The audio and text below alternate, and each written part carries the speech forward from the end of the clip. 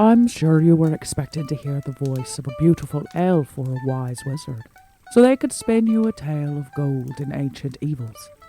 But that is not this story. No, this is a story of four friends that call Middle-earth home. A dwarf of the line of Durin's kin, who is obsessed with knowledge instead of gold. An elf of Rivendell, sworn to serve and protect the descendants of a once great house.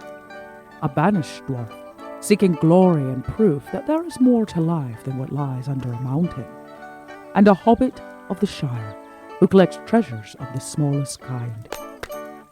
Together, with their strength, wits, and heart, they will face the growing shadows of the East, bringing light where there is darkness.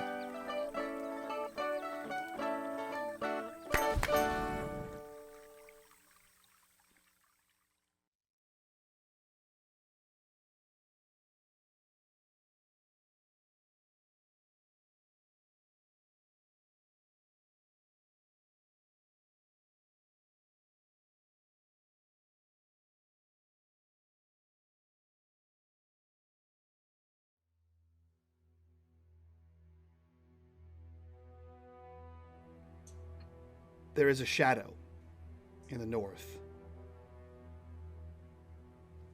We're not sure if this is orcs on the move or we've heard sign of other dark creatures. There have been reports of trolls in some large number headed down from the Ettenmoors. There have been the hillmen have been active, and fires have been reported as far north as Carndum. There are people moving in shadow. There is a large bandit force in the area of Fornor's Terrain that seems to be far more specifically active.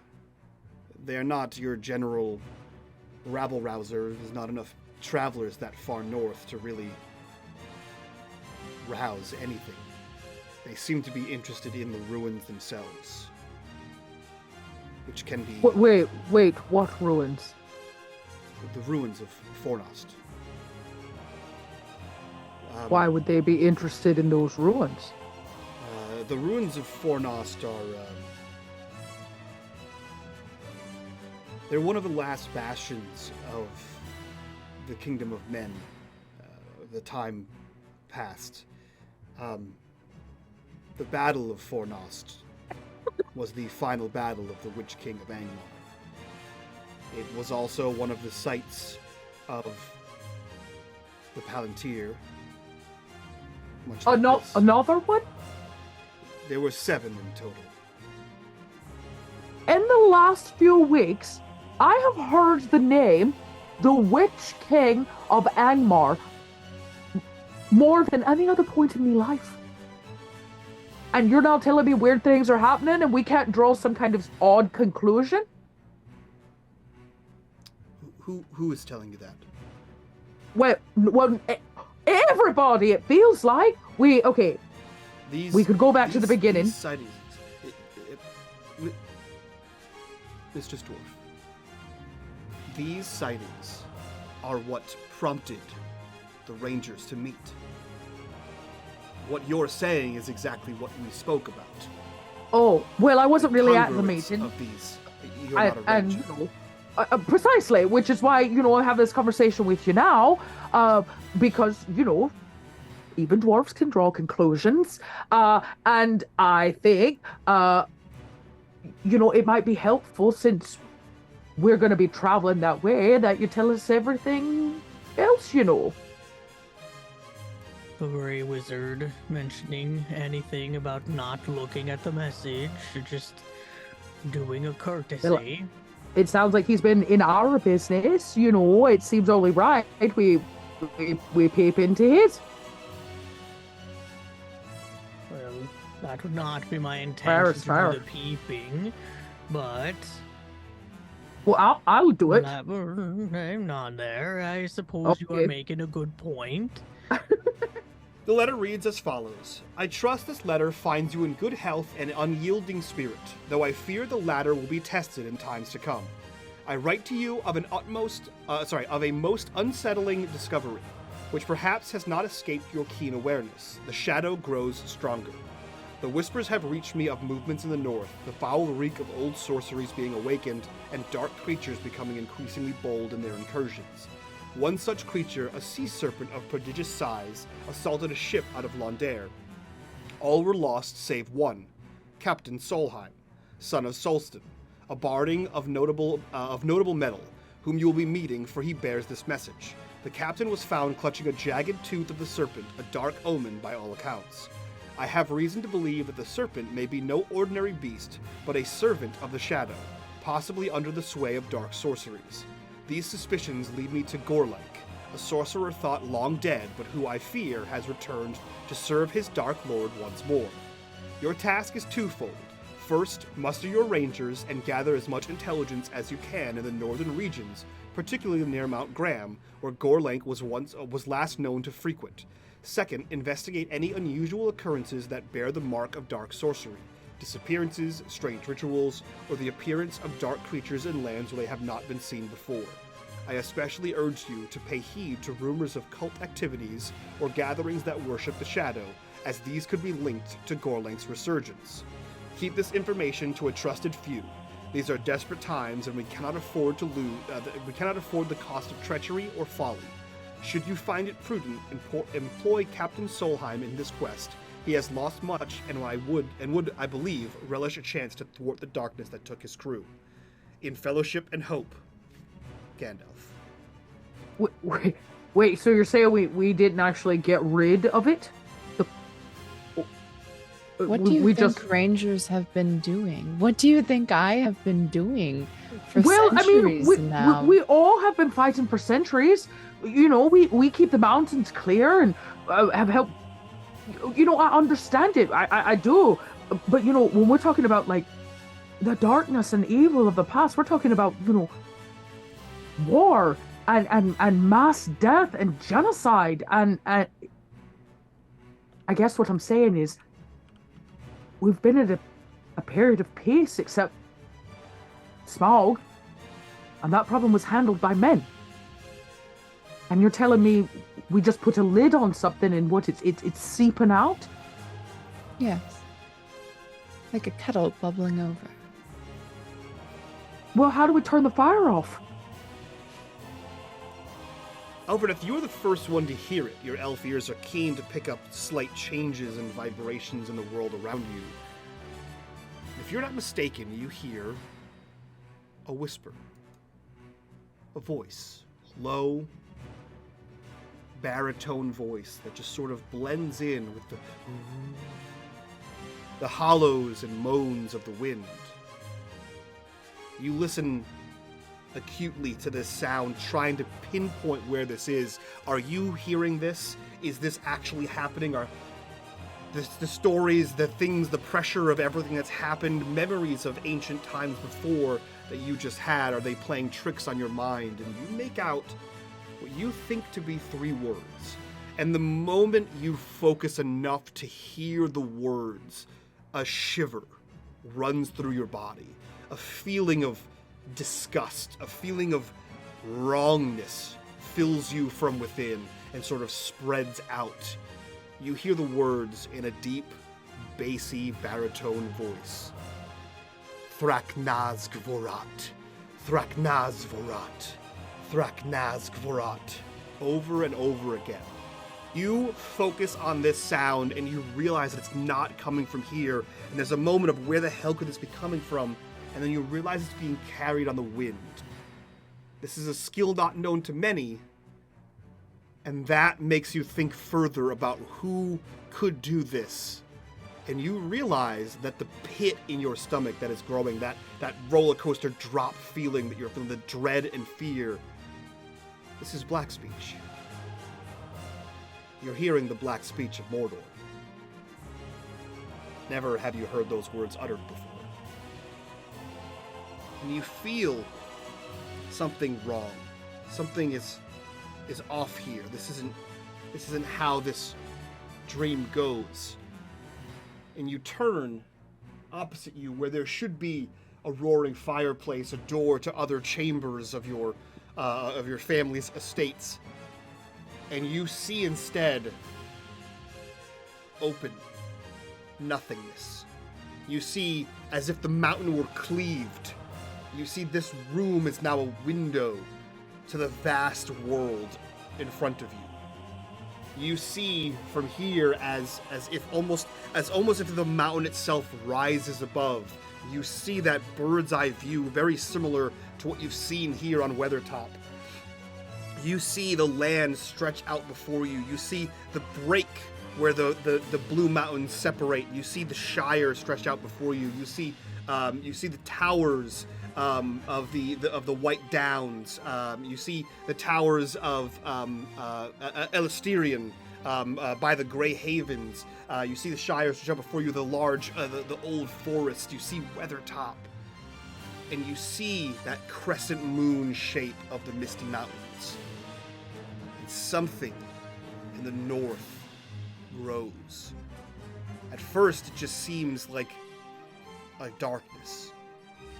And then you see a shape.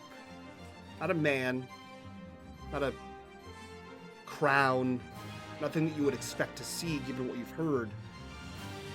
You just see a low hill.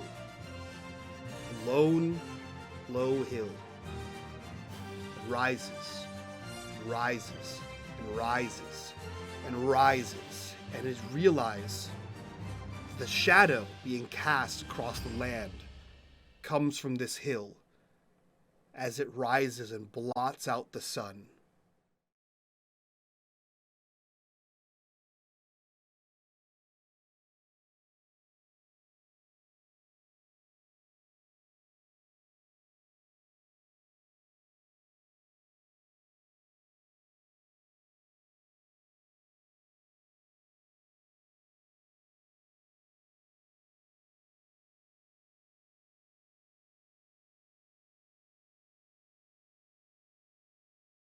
Jumping in. Arise, minions, and welcome to unMadeGaming. We are here, we are back for a very special episode of The Shattered Crown. This one is called A Time for Questions.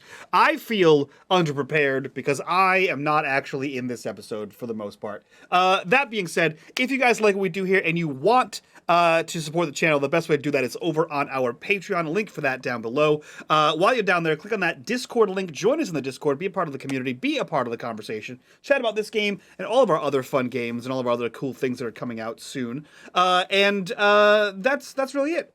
Without further ado, I will turn things over to both Aris and Dot to really introduce this episode, I guess. We start where we left off. They are on top of Weathertop, on top of the ruins of Amonsul. Ismayanel is fucking off doing ranger things. Solheim is tending a fire. And I believe the last thing we saw was Glowfram, who is, I believe, frozen on the screen, had a little bit of a crazy dream scenario. There we go. Had a little bit of a crazy dream scenario and woke up from that, and Elverneth heard some fell voices on the wind, and a whole bunch of lore dropped last episode. And I made a new overlay. That's right, G. Oh, I did. shit. I made a whole new did? overlay. Oh, look at that! I know. I make a new overlay. I make a new overlay for every one shot. It's a fun time.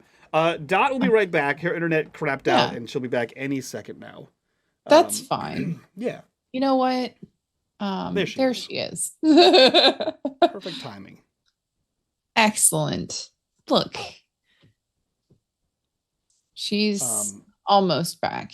Yeah, Ismayanel is here for moral support, doing ranger stuff. Solheim is tending a fire. And we felt, and by we, I mean I had no part in this discussion. I just said, okay. Aris and Dot felt this would be a great time for Glowfram to interview Elverneth. And on that note. Yeah. Welcome back, Dot.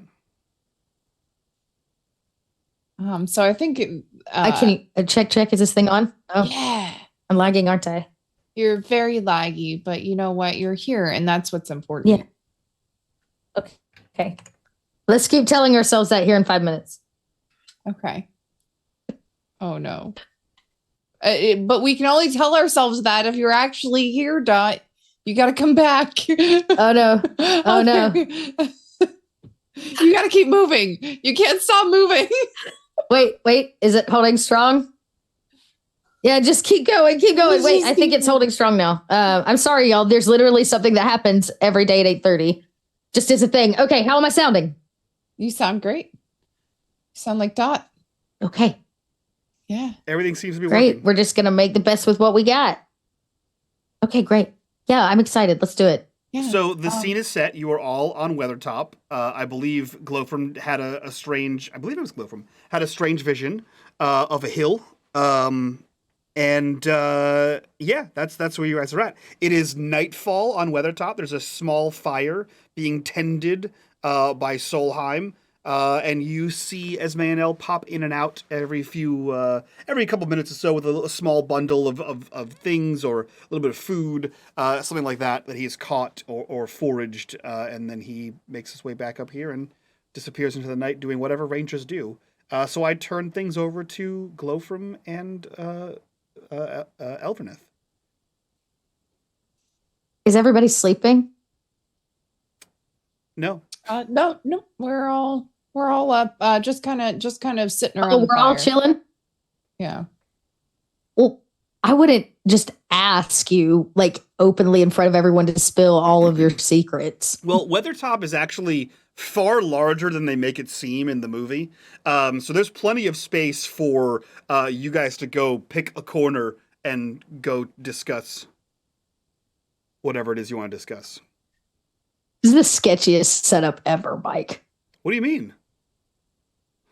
I'm not going to have something attack you on Weathertop. It's no, but it's like you've got plenty of space. You can go find a dark, hidey hole corner to share all your secret. Go hide behind one of the creepy statues, and I promise to not have a Nazgul attack you. Okay? Oh my gosh! Listen, this was your idea for an episode. I'm just here. He's just here to collect corruption bars. Thanks for that. You know what? Since he this is the setup Mike's given us. I think Glowfrom does go spot out like a super secret hidey hole. And after everything, like Glowfrom's in full paranoia mode at the moment. Like there are weird strings beginning to connect, and it is freaking Glowfrom out. And they keep talking about this darkness. It's just like a lot, right? Mm-hmm. So over from one of the dark corners from behind, like a shadow cast by a piece of, this tower's ruin, Glowfrom's like, psst, Elvorneth, psst, come here. What? Oh, okay. No, yes. You know. I walk over, like a normal person. And what is it, Glowfrom? I don't mean to be paranoid or nothing, but I'm getting this icky feeling. Now you're paranoid? Well, I guess you could say I've been paranoid since I ate the ring, but that's what I'm trying to say. Everything I saw, when I upchucked the ring, everything we've been through, the strange little connections, the crown, the burrow, all of it, something is all trying to connect. And I think if we just sit down and, maybe you tell me some of those deep historical knowledges you've got up there in that head of yours, I could figure out maybe what it's all about. Huh? And then, maybe I could sleep peacefully at night knowing that it's not what everybody says it is. Glowfrom, I am very disappointed to say that It is what everybody says it is. And hearing my story is only going to make it more real for you. Are you sure you want that? Wait, so you'll tell me your story? Just kind of look around and I say, here seems like an extremely appropriate place to do so. Or at I least thought so too. There's nobody around. Yeah. Let me get a fresh page. It's the special. Sure, there's enough room. Okay. So,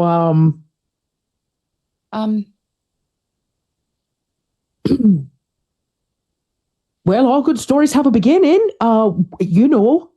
Which hole did you pop out of? That's what dwarves ask each other. Because there's the joke that dwarves pop out of holes, but we don't pop out of holes in the ground. So, who was your ma and your pa?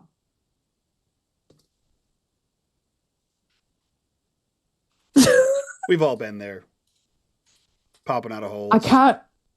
I can't see you, chat. So I just want you to know I don't know what you're saying right now because I can't have it out with my internet problem. So I can't even see the shenanigans. It wasn't chat. It was just me trying to hold my tongue. Don't hold your tongue, Elavornith. You're supposed to be telling me. That was Eris holding my tongue. I see. Yeah, you don't do that either.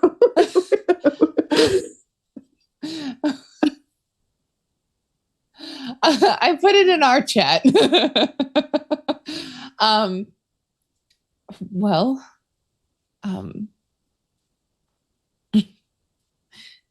I suppose that I was born in the year 635 of the Third Age. At least that's what they tell me. Would they lie to you? I don't think so, no. Oh, okay, that's good. I only ever get stories of elves from dwarves, so no biases here, promise. Okay, Third Age, 635. I was trying to be And funny, were you always I'm like, sorry. a princess? Oh, wait. I don't know if princess. Oh, wait, elves can have, but were you born funny? I didn't know elves. You. Did you climb out of a tree? I fell out of the tree. In fact, my brother hit so many ugly branches on the way down that he died. Wait, for real? No. Your brother died falling off it. Oh, that's like when we say we beat them with stone, they're so ugly.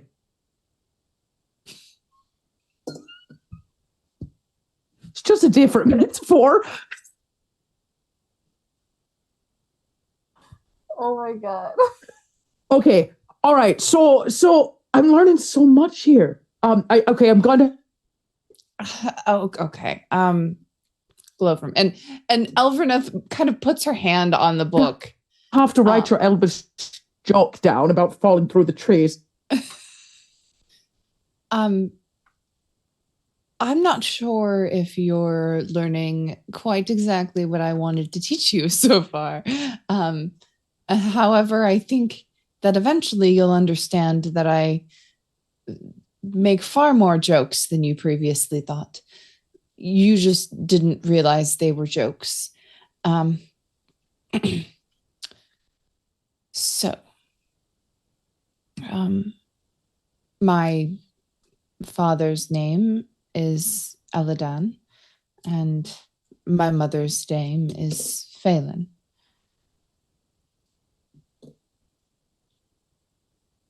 Okay, and was you always a princess? Were you?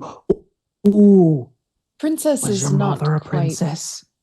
correct.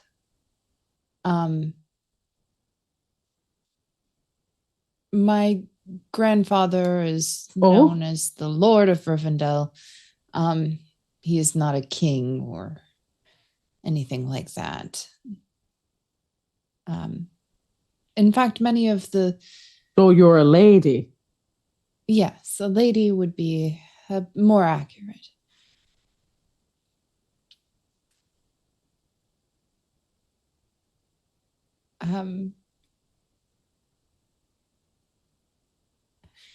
Something about my family that you should know is that many other elves see us as outlandish people, fools, perhaps. We are often thought of as those strange people who continue to exist rather than going to the Grey Havens and going home, essentially.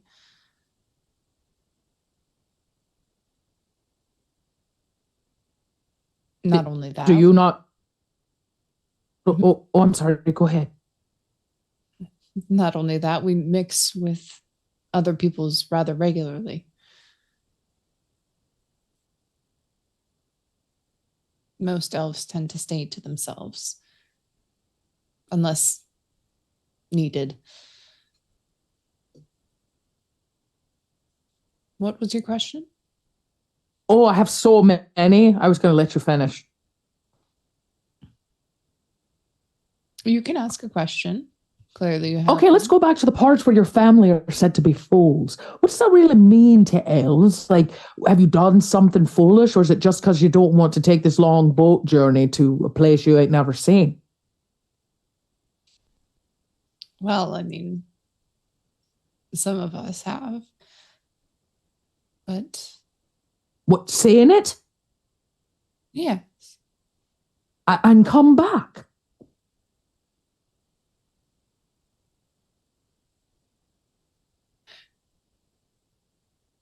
I think perhaps that is a question not for me, but for someone else. Oh, I'll save it. Let me just put a mark here. Okay. Well, then let's say you will just go straight to the Grey Havens. You said you called it home. Well, that's where my people are from. I can't remember the name of that continent, place, thing.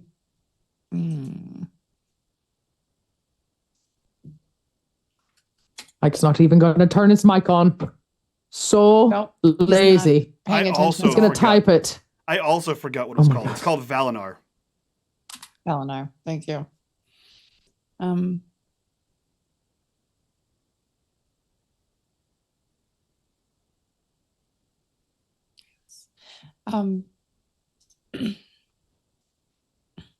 Now we could go to Valinar and live out our lives in a utopia, essentially. But we choose not to. Many would say that's the most foolish thing to do. Well, not if you can give me a good reason why. Why stay?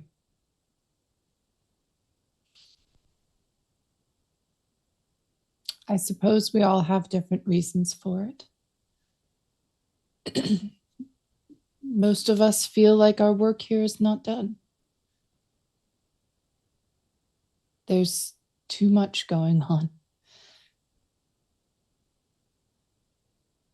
Tell me if you knew that you could make a difference just by being around, even if it's without fighting, just as an advisor, someone to record keep.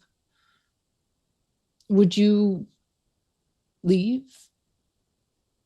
Even if it's to go to Utopia? Or do you think that you would have the feeling of necessity to stay and see what happens? Okay, I have a lot more questions now.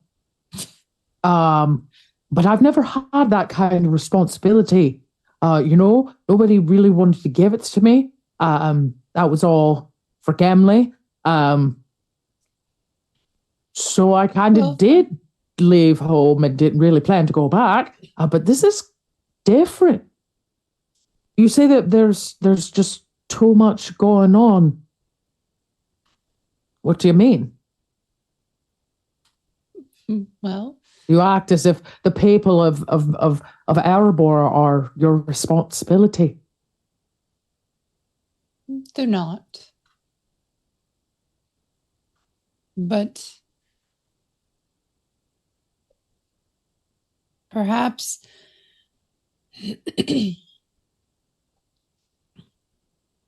perhaps you'll understand as I tell you my story.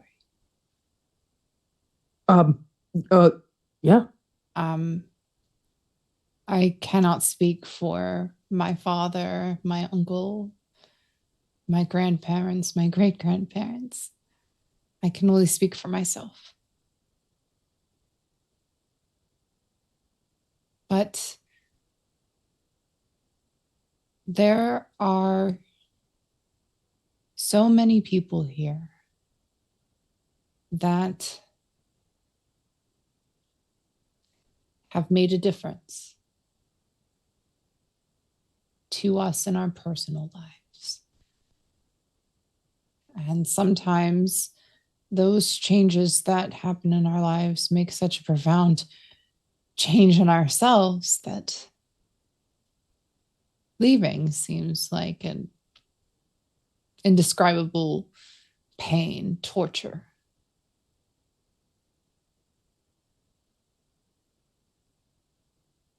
We live for ever unless we're killed.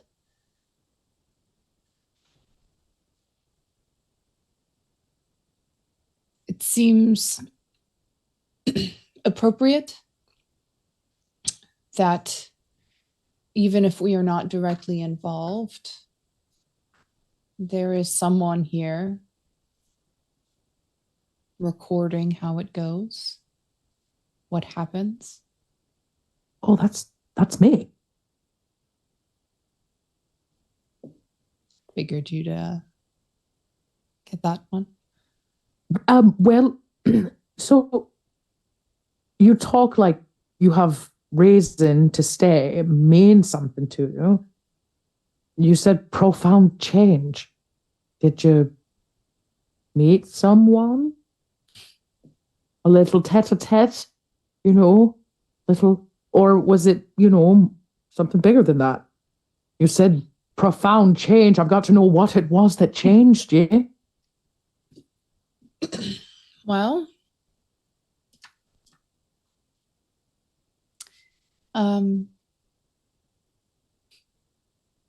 one day, as I was studying in the library, one of my favorite things to do in order to get out of other chores around the household, I met someone. She was lovely and intelligent, sharp as a whip, and absolutely hilarious. I'd never seen someone with quite the same wit.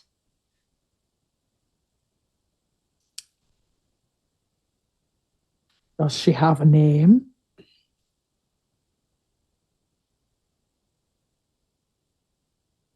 Perhaps that will wait. Okay, so this mystery lady woos you in the library. Was it love that changed you? I was always a bit of a wild child, actually. I don't know if I could believe that. Elevornith, a wild child. Tell me, Glowfrom, how old were you when you figured out that if you want something, you cannot wait for permission, you just have to do it? Oh, I was on the younger side, 23 or so. Dwarvish years, still young enough. Get my hair in braids. Yeah, they gave Gimli everything, so I just took what I wanted till, they kicked me out. Now it just Well, I don't really take things except for knowledge, which you cannot take. You can only share.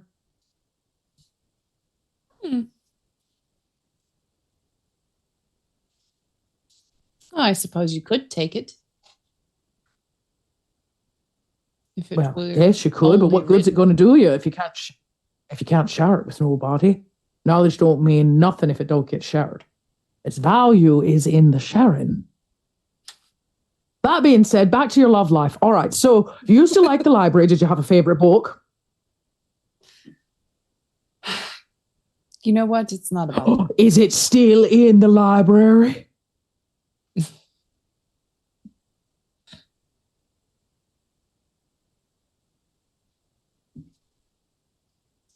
Hold on.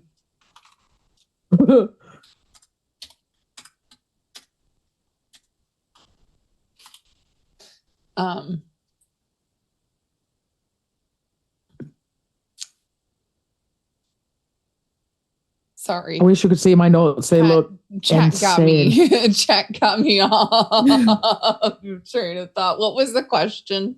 The question was, before you got swept off right. your feet by this mysterious woman, what was your favorite book? Oh, right. What was my favorite book? And is it still in the library in Ravendale? Yes. It was We're going to add it a to the history list. on armory. Okay, well, I always very much liked steel. Sound of a blacksmith. I quite like it myself, though I wouldn't say, history of the making of armor was the most interesting book I ever picked up. But, to each their own. It says a lot about you, Elevornith. Like a good history book. Shows you're smart. Okay, so, and I guess this is the history of Elvish armory, yeah? Yes. Or is it just okay, well, then that's going to be different then. Yeah, okay, well. My second cousin twice removed. He's the one that wrote Thurs. He's a bit of a lump, if you ask me. Real straightforward and to the point. Read more like a manual than a history. It's fine. Anyways, so this mysterious woman that swept you off your feet in the library, what did she do that changed you? Was it just loving? Good loving.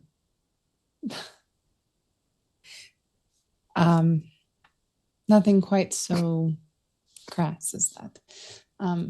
Good loving isn't crass. It can be beautiful and loud and celebratory if you know what you're doing. And potentially profoundly changing. Perhaps. So I'm just, okay. What would she do? What cracked Elevorn in this little heart? Her passion. Her ability to say straight to the point of a conflict was quite wonderful. I really enjoyed her sense of humor, as I said. She was the one who taught me that if you want something, you do not wait until someone says, oh, you can do this now. You just have to go do it.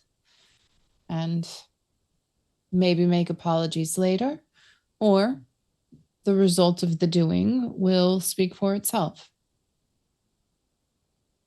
So you must have been young when you met her. Somewhat, yes.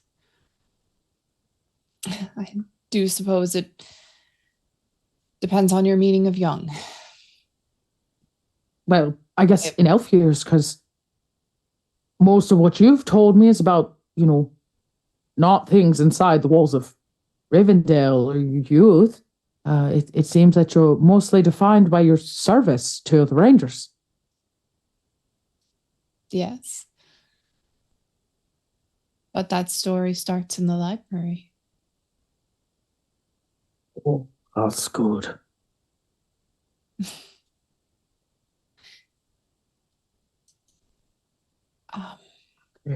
As our friendship developed, I found myself wanting more and more of her company, of course. She had beautiful dark hair, very curly.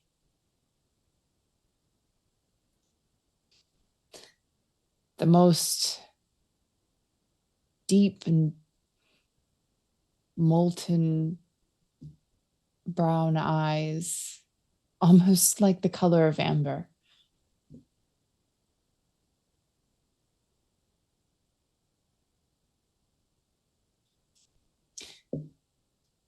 It's funny because as I've continued caring for all of her descendants, so many of them remind me of her in some way. Everything from the way one would toss her hair in the wind or shrug off a joke. The way Orphan rolls his eyes when he's had enough of my advice.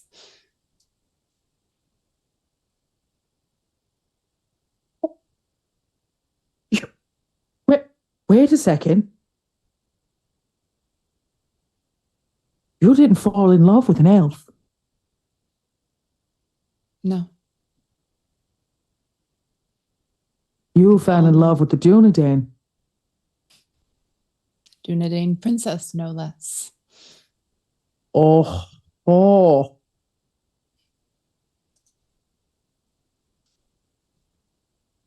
Her name was Arowell. She was the sister of the last Dunedain king.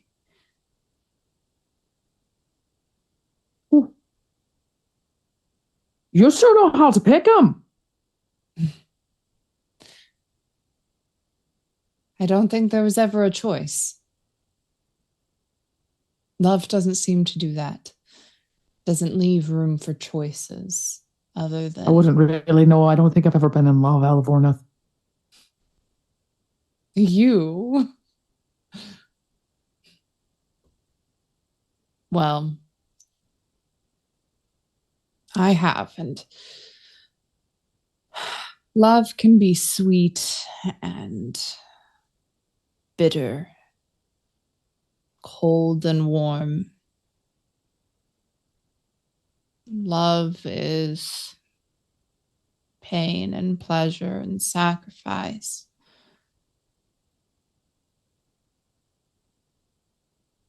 It's also a gift. And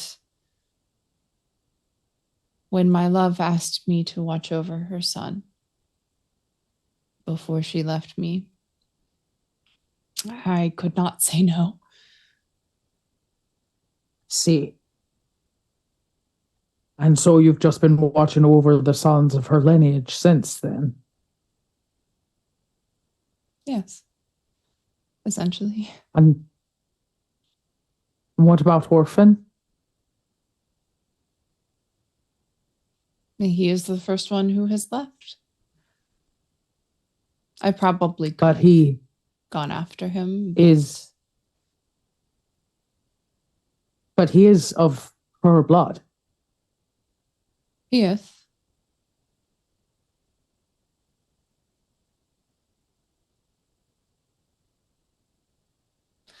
At some point, though, we have to let the past go.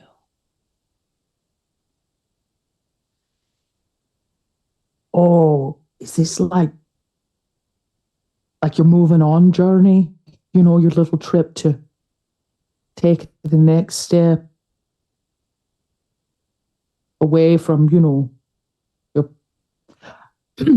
How are you doing, Elvorneth, with all of that? A lot. A couple thousand years of struggling.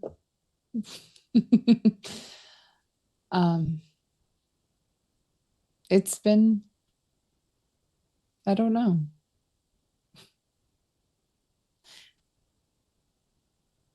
I don't know how else I could be. I don't think there's nothing wrong with you. I think it's quite impressive to say the least. And the fact of the matter is, you covered like a couple thousand years, in quite a short amount of time.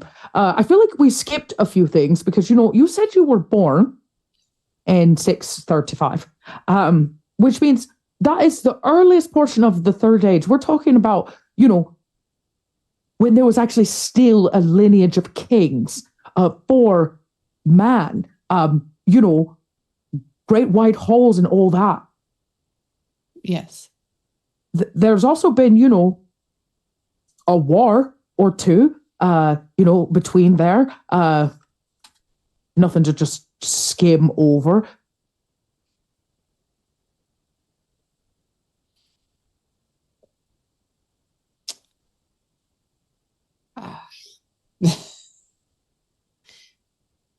I couldn't tell you exactly what men were doing. I was not quite paying attention. Right, distracted. Okay, but that's a lot of time. Dwarves live to be quite old, or they can, anyways, at least in terms of the average life form here in Erebor. But we don't live to be thousands of years old. Must be like a lot to carry. It is. Makes this a little difficult. A little. You've literally had to face a promise for the last day for a few thousand years. You've outlived every one of her loved ones. Yes. How long has it been since you've been, to Rivendell? Only a little while. From one foolish dwarf to a foolish elf. When you leave, usually it's nobody's happy about it, whether they kicked you out or you did it on your own. Are we going to be greeted with a warm welcome? Yes. I have many things that I've been attending to all of these years. I suppose it's important to tell you that some of the people in Rivendell found my, for lack of a better word, pet rangers, obsession with rangers, perhaps some would use. Again, foolish. The granddaughter of the strange, outlandish lord who refuses to leave Rivendell, taken up with the Dunedains, out to live in the wilds for centuries, also not leaving the lands to go to Valinor. It's some find me a little out there, but no one is hostile. My family is very loving.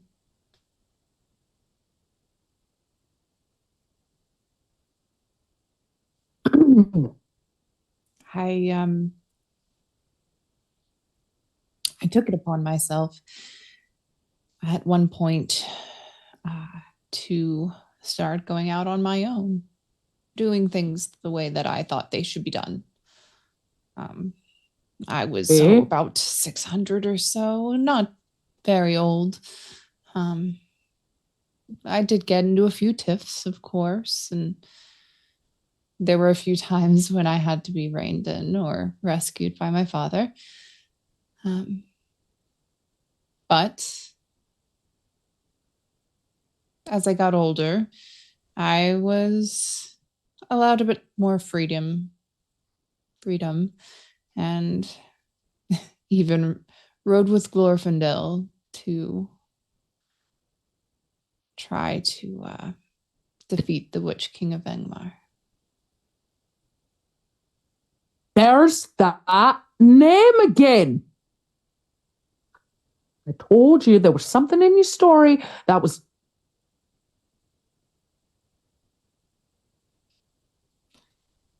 Keep talking now. We've got down to the meaty bits. Well, I think what happened there really has been talked about a lot. You know, pretend I don't know nothing. Oh. Mike, this might be your cue to turn your mic on. Oh gosh. The amount of information I have provided Eris about this subject. I know. I don't like there's so much information there. Well, you can just pretend you told it to me and send it to me too. Okay, sure. I'll read it. Yeah. Are you asking something specific that I can fill in? I guess memorize it.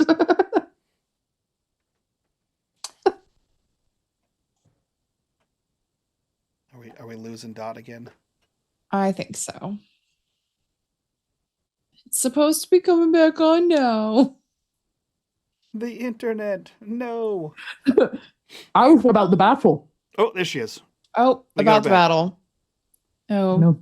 The Battle of Fornost, probably.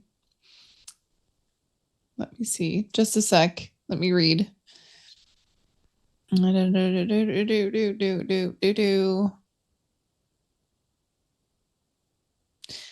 Well, I mean, I was there. The Elverneth will describe in detail the Battle of Fornost because that seems to be what Glowfirm wants. It was a very bloody battle. Everyone died around her. But eventually the Witch King of Angmar was slain.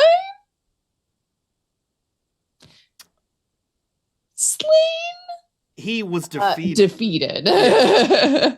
He was defeated. And who made the final blow? Oh, who was it? Technically no one. He ran away. He's a coward. He retreated. He retreated. Glorfindel charged him, and he retreated. And then Aenor tried to charge after him, and Glorfindel cautioned him and said that the Witch King of Angmar will not be slain by any man.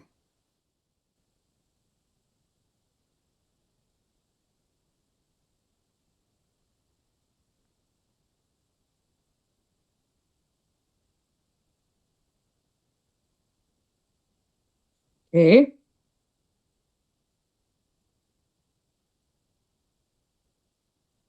Right. Okay. Loving this. Prophecies are great for stories and whatnot. They are. Okay, but the truth of the matter is nobody's seen the Witch King of Angmar in what? When was that battle? What, 1,000 years? Oh, that was... Give or take some change? Where'd it go? I just had it up here.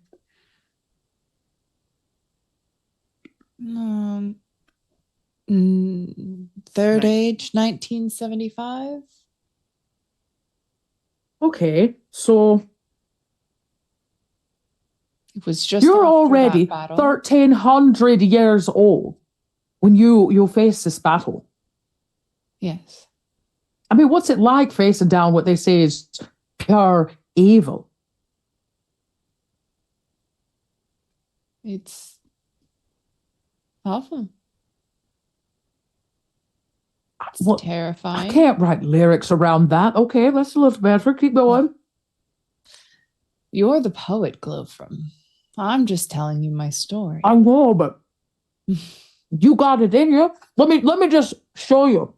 How about the part where you said profound change?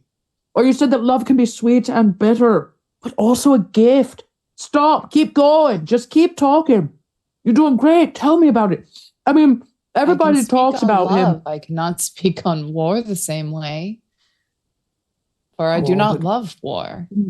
War in my life has been a necessity to get where I need to go. The only reason why I even fought the battle was because I knew my love was there.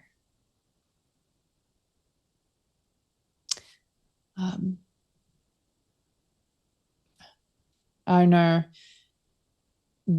last king was on the run, essentially. But his sister was still in Fornost. And part of the defense of Fornost was getting them out of there safely. And did you? We did. Before the battle, I remember asking my grandfather, Lord Elrond, for permission to attend the battle. I had already defied him once in defense of the Dunedain. I figured it was not a good idea to do that twice. Okay, so you learned from your mistakes. Yes, I did. Though when he asked, what would I do if he said no, I told him I'd go anyways. I think That's what I said. That's what changed his mind. He would rather have me with his captain than out on my own. Oh, yeah, no. I don't think me pa thought that. Well,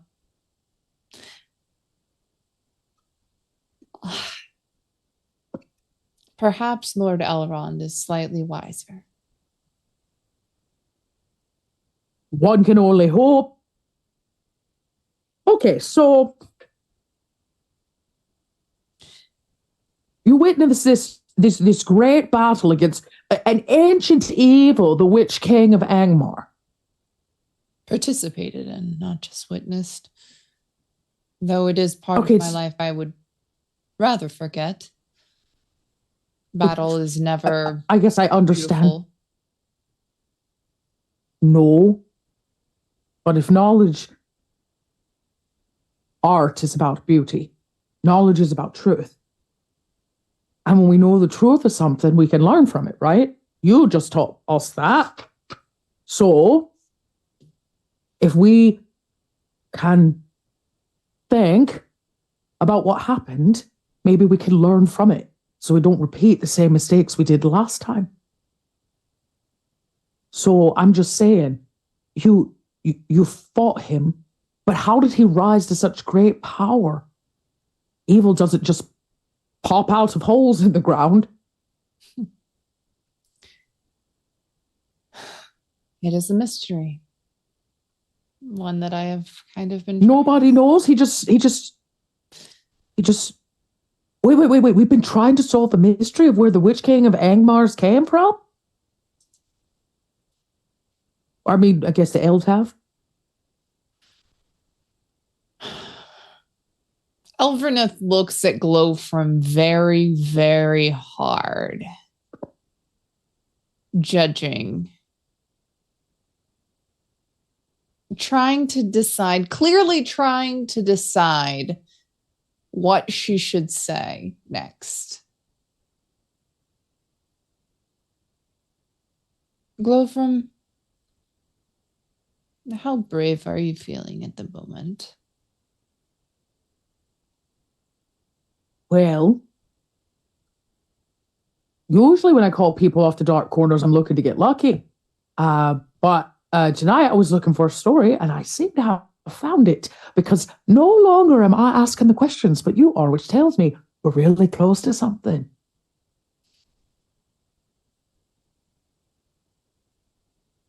Which, you don't have to tell me if you don't want to. I want it to be a completely consensual story. I just, I was thinking,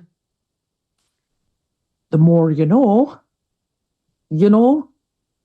I cover the book with my hand and lean in. Okay. And barely breathe the words. The enemy has declared himself.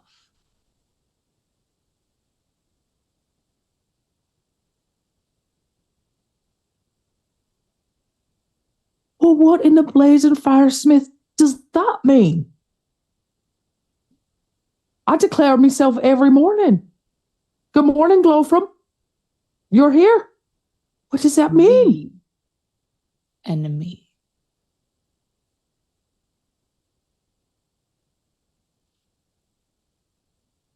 The dark When you one say himself. that is stuff we tell little ones to keep them scared at night so they don't leave the bed. That is what we tell people who have been alive for long enough to know what is at stake. Okay.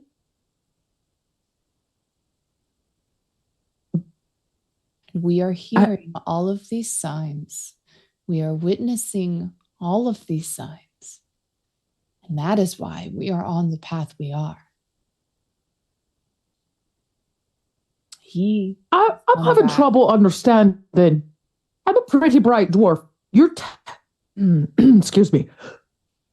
You're telling me that all this strange activity, the gathering of the rangers, the looking for these artifacts, whatever the hell his name is, back here in my book somewhere, Garlac, no, yep, yes, you're telling me all of that is because the ancient of ancient darkest enemies that we write, we don't even talk about no more. We don't even talk about it no more. Has declared himself? He's declared himself as what? When? How? Where? We have many questions. Well, there are many questions, Glowfrom, and I cannot answer any of them for you at this time. Well, okay, well, I would like to answer them. I declare myself interested.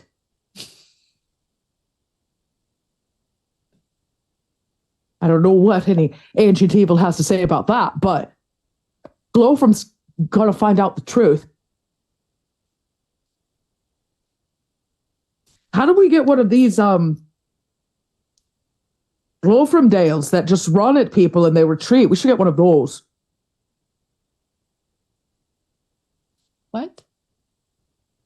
That's what he did. You said he ran at the Witch King of Angmar, charged him, and he ran.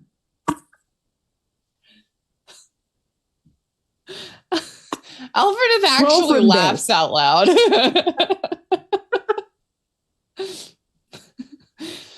Oh, my friend.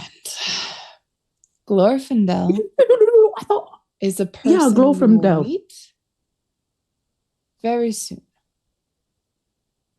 He's still alive? He is. That's amazing. Maybe he'll tell me about the battle. Will you think he'll talk about it? I want to know. See, here's the thing. He will be able to tell you much more about enemy. the battle than I care to think about. Okay. Well, then I'll save those questions for him. No reason to get pudgy about it. Have you ever seen one before? Before this one? You know, the one that I have in my hair? The ring. Have you seen one before? Yeah.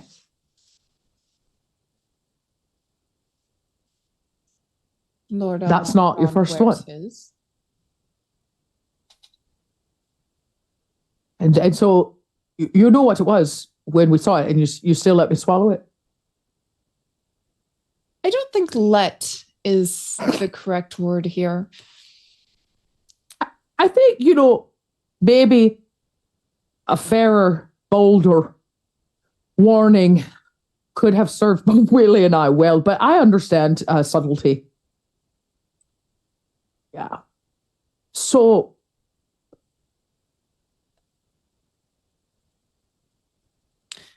I'm feeling a little at a loss of words, to be honest with you. I also feel I planned to find the truth, which I did, and to be honest, I still feel like we're still missing, like, a few centuries here or there of activity, but we'll come back. I don't think I could tell an entire story worth centuries in an evening. Do you? Well, the sun isn't even up yet. That's true. I mean, all we've got is time, right? Enemy has declared himself, and there's nothing we can do about it tonight. So, you might as well just give me the truth. Been giving you truth. Okay. Well, there are other things like how do you do that thing with your voice that scares off, the wraith? I invoke the name of my goddess. Okay, now say that's juicy. And that is regular practice for most elves? No, not really. The song is Elbereth Githoniel. Oh, wait, I wrote this down too somewhere. It's a hymn.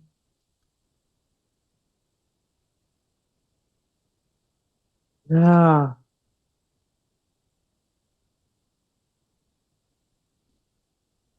Yeah, I got it. You say that you say that's like something you do, but I mean, elves have all kind of powers or abilities or whatever you want to call it. I heard you're incredible healers, and you scared a wraith off with just your voice.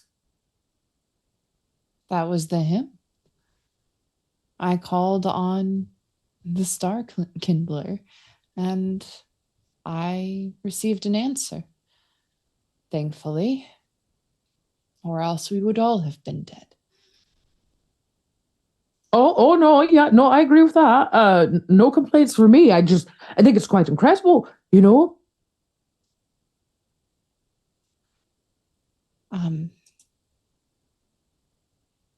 Yes. Well,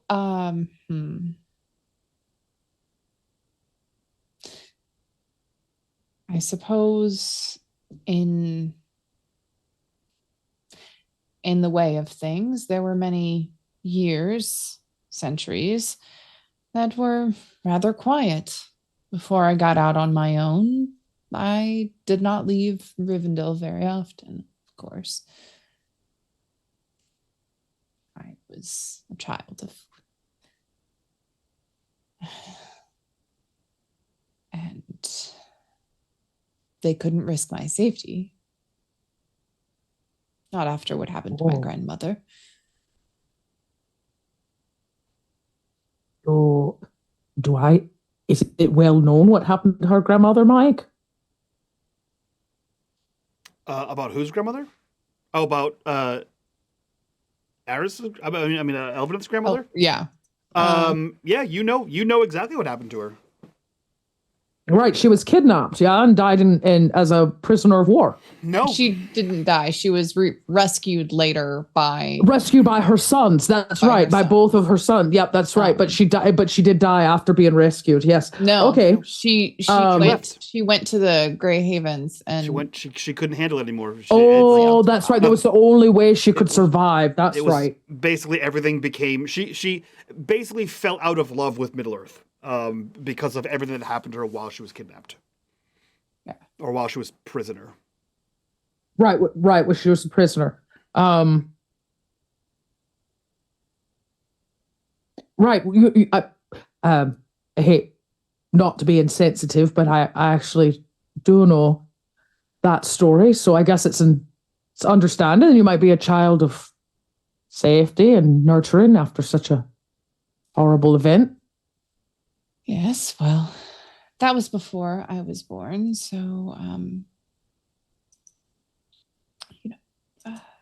think it was before. Was it before? I don't know. No, it was after. It was that was like a couple hundred years ago. Right. Yes, that was, I mean, after that event, my uncle and father would switch off who would keep an eye on me as I was out around in the world. I stayed closer to home at that time, but I think they realized that they couldn't actually keep me in Rivendell once I had started seeing the world. I too fell in love with the humans I met and the hobbits and the dwarves. There are so many interesting people here, and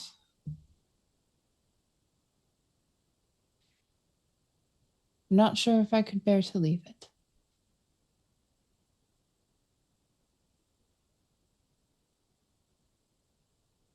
So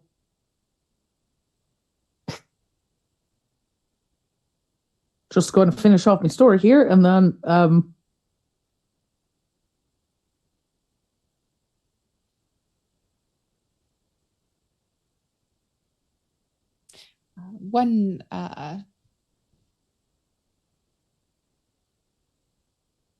one time my father asked me if I would ever consider going to the Grey Havens, sailing away to safety.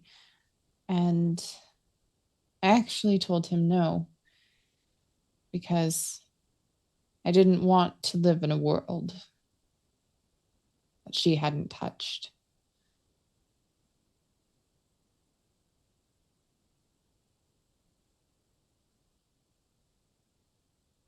But also I feel so what? like You're just going to stay here till the end of days? I don't know.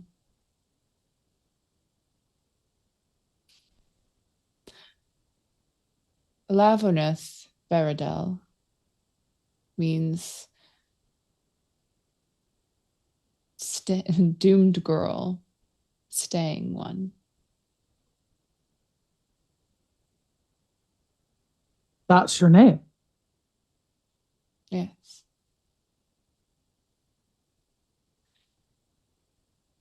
My mother, during childbirth, had a vision that I would be here for a very long time, centuries.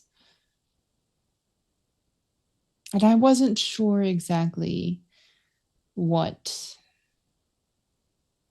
it meant until one day I was holding a child who was not my own, nor any of my kin's, and realizing that I was in fact doomed to stay and watch the flowers on the vine of my love bloom and wither with every spring as I continued to be eternal.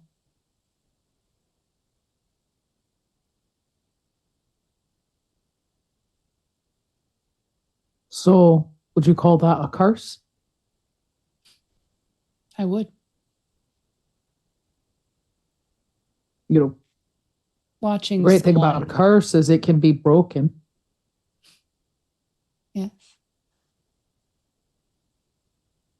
They can be. But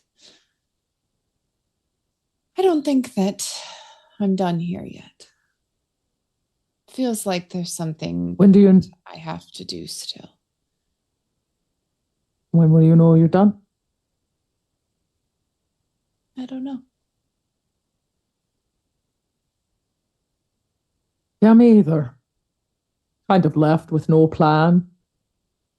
And then I didn't really make one. And then I did make another one and just kind of went with my feet, carried me, and managed to stay out of, most trouble. I'm consistently surprised that you survived long enough on your own that we were able to meet. I am a hearty lady. And, with the right covering, most people are hard-pressed to bother a dwarf on the road. It's very fair. Well, I am very glad I stayed for long enough to meet you, Glowfrom. Me too. It seems like you're the only person that stayed. It was kind of weird that way.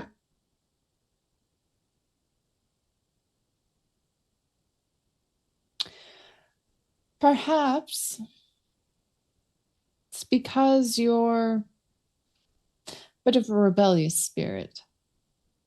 Most people don't know how to handle that, especially in a woman. I would say cheers to that, except we don't have any ale. Well, have a little wine if you'd like. Oh, really? I drank all mine before we got here. We still have about a week, right? Well, I drank one skein before we got here. I drank 2 skeins before we got here. I was thirsty. It's hot. Well, I pull out very fresh wine skein and take a sip and then hand it to Glowfrom, expecting to get it back empty. I take a normal size swig for a dwarven lady, brush a little bit out of my mustache, make sure there's some left. It's not me white skin. And I say, it's kind of funny. It's no offense or nothing, but dwarves, we talk about elves like you're a bunch of, I don't know, rigid nose, posh faced, leaf eating, tree loving, goons, really. But you don't seem a whole lot like that at all. I suppose. I once told me, I once told me pa that I was going to make friends with an elf to make him angry. He didn't like that so much, no. I thought I was kidding.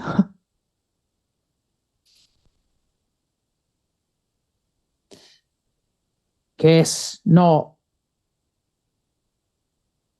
It's that rebellious in me. Well, I hope you don't regret making an elf friend. Not at all. I think the fact you've lived a few thousand years, and with the choice to stay or go in the face of war and the death of your love and duty, whatever ladyship means to your people, for whatever reason, you still look at this place and you see something worth saving.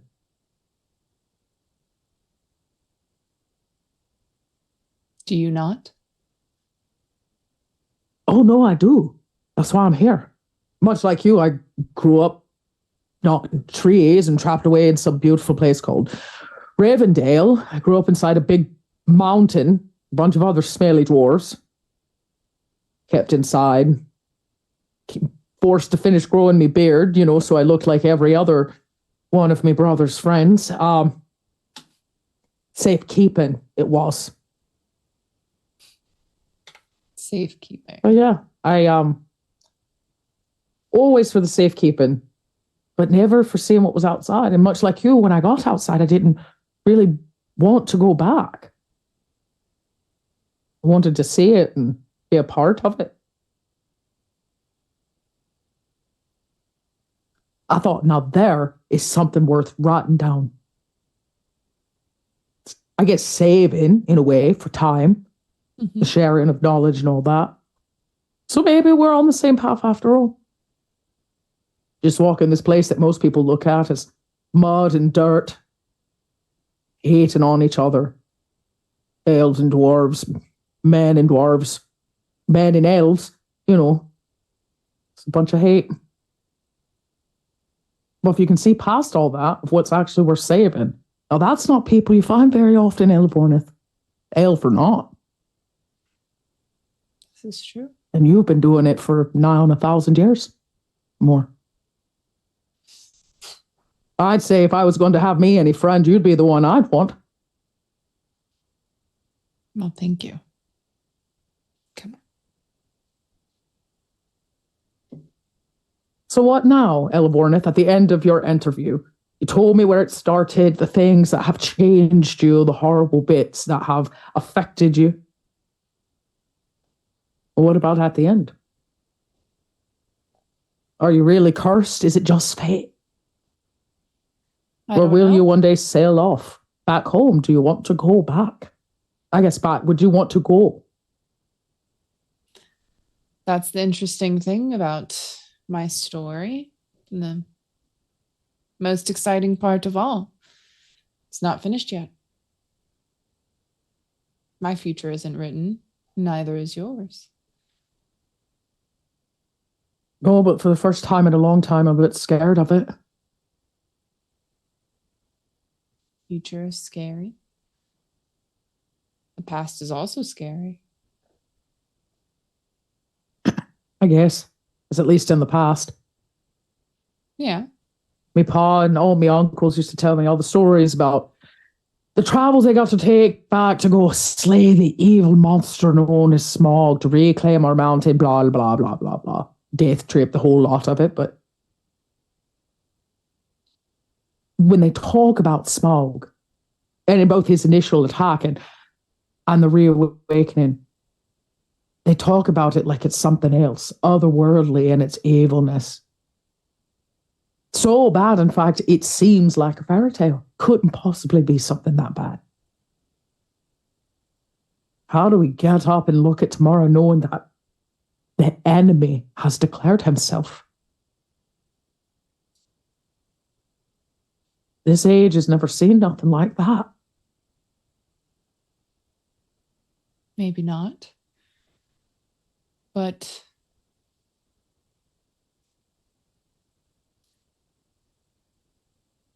if we just give up,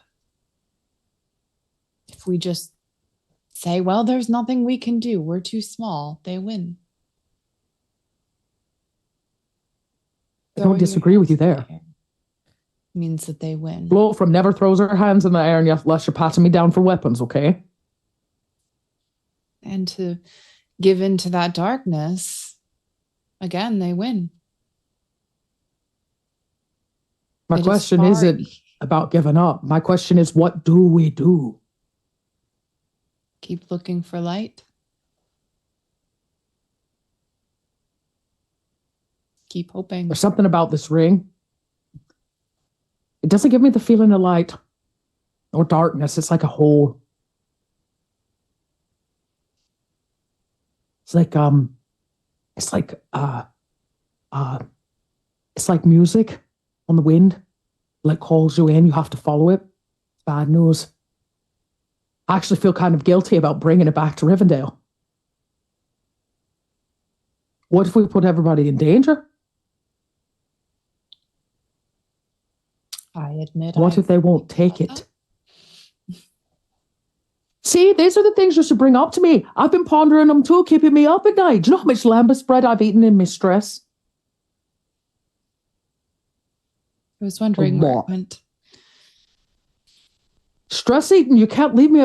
I have to sleep at night. If I don't, I'm going to eat all of our food.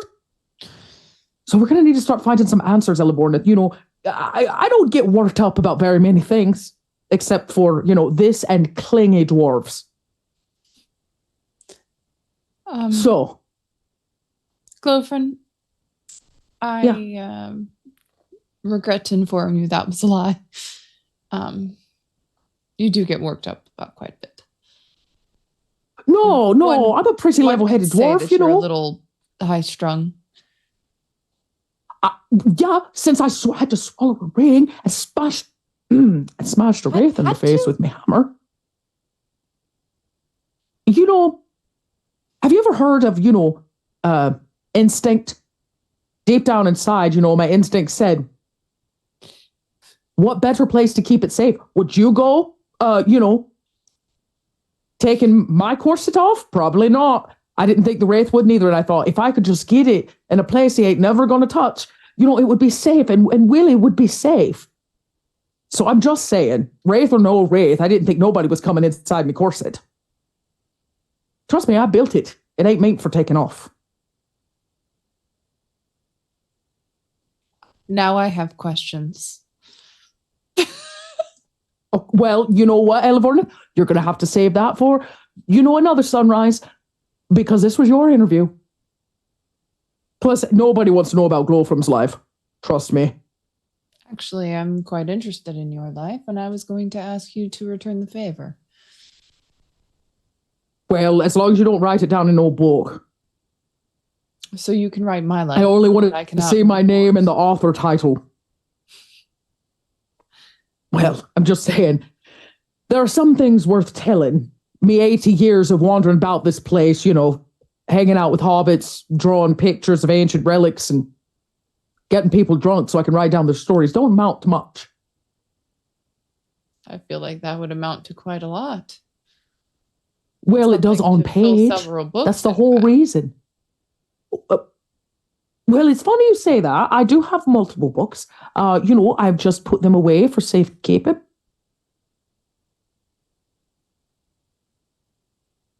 Okay. I don't have nowhere else to put them. It's not like, you know, your grandpa is going to let me just waltz up in there and start slipping me books on the shelf for safekeeping, so I've had to find places to hide them. Where are you hiding your books, Glowfrom? Well, they're not much of a hiding place, if I tell you. And you think I'm going to hide all my books in the same place? Ha! I'm not a fool of a dwarf. I'm no troll. I don't keep all my treasure in one place. Okay. So I hid them in places, you know, throughout Erebor, safekeeping, come back for them when I'm ready, and I have, you know, 4 walls to put them in. Did you hide one at Bilbo's house? No. Can't get past the gate at Bilbo's house unless I want to dig it up and put it in the dirt. And then all he's going to do is call his gardener. He's going to dig it up and throw it out like it's trash. Bilbo doesn't know what he's sitting on. Gold mine, that man is. Full of information, knows things nobody else knows. You can see it in his eyes. Instincts, I'm telling you. Bilbo Baggins is hiding something. I suppose he's probably hiding quite a few things. One day I'll crack him. I'm going to get that story. But no, it's not Bilbo's house. One of them's hiding at. You know, for someone who hates Gandalf so much, they're really interested in talking to Bilbo. I don't know about their relationship. Mysteriously yeah, their situation. Yeah, their situationship is not part of the deal. I don't know their business, which is why I'm trying to get the interview. I want to know their business. He wouldn't be worth talking to if it wasn't for Gandalf. Well, I don't know that yet. Because I can't get that interview with Bilbo Baggins, cough, cough. Mike. I mean, I'm sure your dad would tell you enough about him to make you know that he was a friend of the wizard. I got all the dwarven stories. I know their side of shit. I don't want to know theirs anymore. I want to know Bilbo's. That being said, since we're talking above table, guess I'm just gonna have to wait till his book comes out, if you know what I mean. that'll be a special episode where we do an interview with Bilbo. Yeah, I've made Bilbo signed an FDA. Yeah. Oh. Yeah, Elfreneth was no, gonna ask, I did what not if he's hide one writing it out? I did not hide one at Bilbo's house, but don't tell Willie. But in his, comfy chair in the living room, I stuffed it deep in the cushion. He sits on it on the daily. The most safe place I can think of is under Willie's hiney. Well, perhaps one day when he's looking for his pipe or something else, then he will find it. Maybe. The goal's not for nobody to find it till it's ready to be found, but, the rest of them are hidden about places, spots, hidey holes.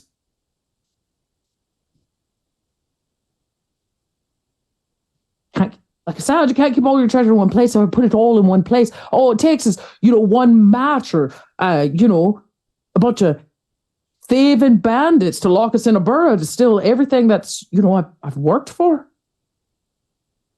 Don't seem like a lot, but you know how many drinks I'd had to have to get that much information out to people? A lot.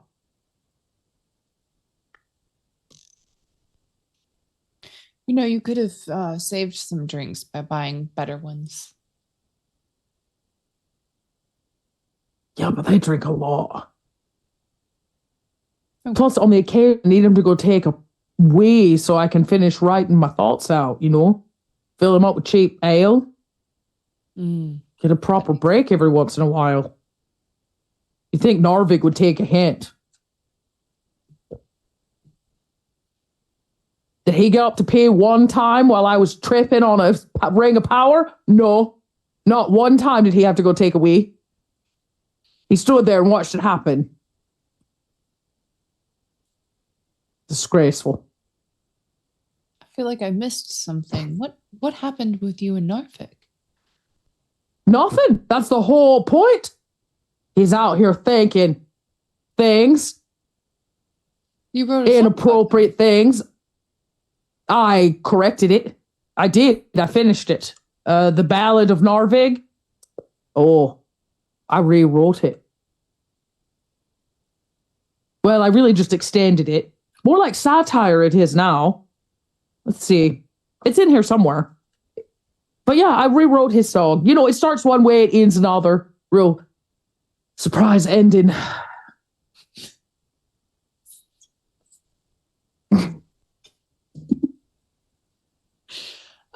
Would you sing it for me? No, it's not ready. You said it ended, though. I said I was working on it. It does have I gotta find it in my notes here. Let's see. Oh, the Ballad of Narvik. Yeah, originally it was talking all about how he was so great and he was going on the road. And then up and in here, the lyrics changed to say, Narvik returns. My loins no longer yearn. For Narvik. You get the idea. He opened his mouth, it smelled like trout. Narvik.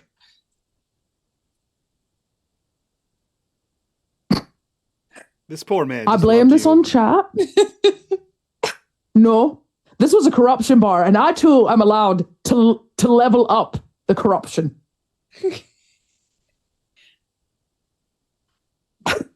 I actually did not write those lyrics down. Those are fresh. Chat, do not let me forget them. They're going to get added to the song lyrics. Oh my gosh. Amazing.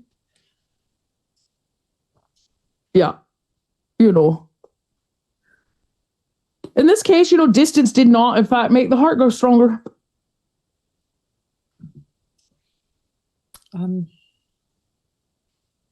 It did, in fact, though, increase my upchuck reflux.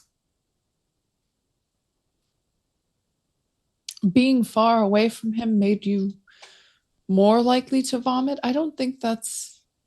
It was actually his return, maybe. So Not really. absence makes the heart grow fonder. Closeness makes it wander. Sure. Yeah, that's poetic. I was going to say something about... No, that's better. Well done. I like scratch out the original line, which was like...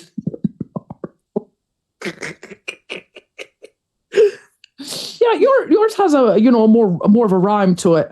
We'll go with that one.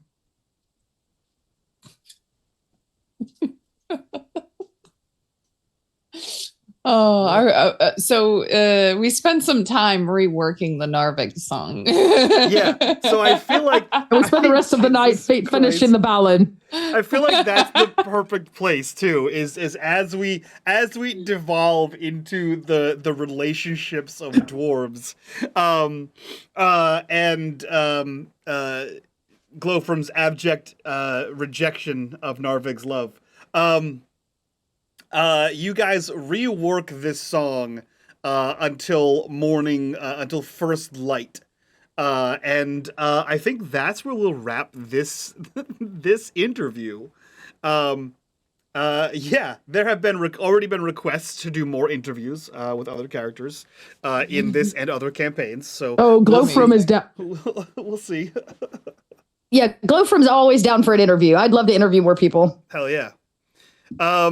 Yeah, so cool. That's where we'll end this one. There was some interesting things that I had zero input on.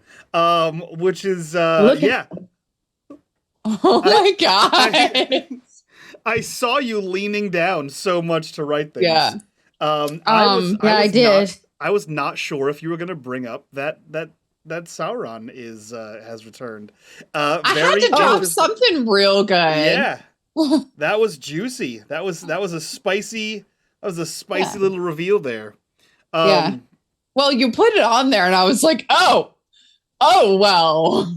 Yeah, I cannot write that one. Yeah, I did put a couple spicy little nuggets on a little note sheet for Aris. One of them was that one. And the other one was her knowledge of where Gandalf was when he wasn't with the dwarves for the quest for Erebor. Don't tell me that. Don't tell Glowfrom that. Because it's kind of a big deal, and it might change Glowfrom's opinion, and that's why I put it on It there. It might. But we didn't get to that part of the story. We didn't. Nope. Not yet. Nope. Maybe Glowfrom can ask for another bit. I mean, I think we got like. Really, we were trying to get like one section of Elverneth's story at least. Yeah, just a few thousand years in there. We covered that much. Yeah. It's interesting because his declaration of his return was as a direct result of that issue of why Gandalf was missing, which is very, very interesting. Cool. That's it for us, guys. So let's go around, do our outros. As per usual, we don't really do after shows for the one-shots. So we'll start with the interviewee. Aris, who are you? Where can we find you on the internet? What are you up to? Hello, I'm Eris Sabad, and I make things. You can find the things that I make at erisabad.com. I have a pre-order going right now, so you can get some wonderful accessories like this, or dice trays, or whatever else you want. I also make jewelry. You can find a wonderful one-of-a-kind piece called Lavender Dreaming on my website right now. It is gorgeous, and I am so proud of it. Hell yeah. Hell freaking yeah. And since we only have two people, last but not least, the interviewer, Dot, who are you? Where can we find you on the internet? What are you up to? Hey friends, I'm Little Red Dot. You can find me online as Little Red Dot. I spend my days with Cobalt Press. I spend my nights with awesome people like this, playing games, writing games, making games. Games. Hell yeah. Games. Cool. That's it. Super short outros. Friends, if you want to see more of this, we'll be back for this next week with, I believe, the full cast. And we'll start our journey to Rivendell on the following morning of this interview. That's it for us. I hope you enjoyed this. Thanks for hanging out. If you guys like what we do here and you want to support the channel, the best way to do that is over on our Patreon. Link down below. While you're down there, click on that Discord link. Join us in the Discord. Be a part of the community. Be a part of the conversation. And as always, we love your face. And we'll see you guys next time. So from all of us to you, bye.